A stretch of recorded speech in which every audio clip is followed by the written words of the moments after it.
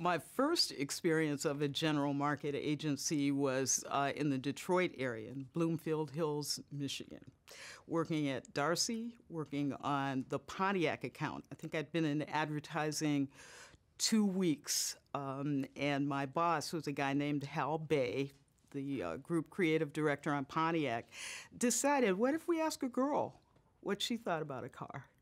And so my partner, Beverly Okada, and I were put into the Pontiac group. It was us, 22 guys.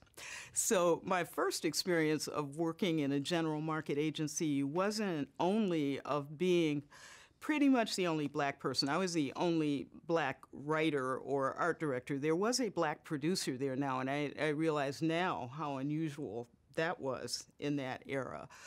But my life, my success in that job pretty much depended on how much I could think, write, joke like a white guy. And so I was pretty good at it. I think it would help if the industry realized that it needs people of color as much as people of color need it. I'm not actually a big fan of the term inclusion because it sounds like you're asking to be included in something that belongs to somebody else. And it doesn't. I mean, we're just here, like everyone else, with particular talents in some cases, certainly with cultural knowledge that can be very valuable in the era that we're living in now. And I think a recognition of the fact that we have a place here, that this industry belongs to us as much as to anyone else, would be very helpful. I think whenever you get a job in advertising, you're sort of given to feel that you are lucky to be there.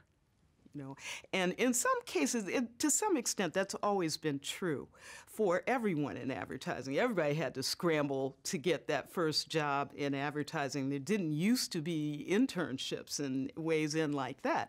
So to some extent, that's true of everyone. But I think for people of color, you're really kind of made to feel that you're very lucky to be here. Not so much that the industry is lucky to have you and your expertise. I think the industry is in a better place right now with regard to women than it is in terms of people of color. It's gotten better. When I got into the industry, I was almost always the only black person in any environment where I worked.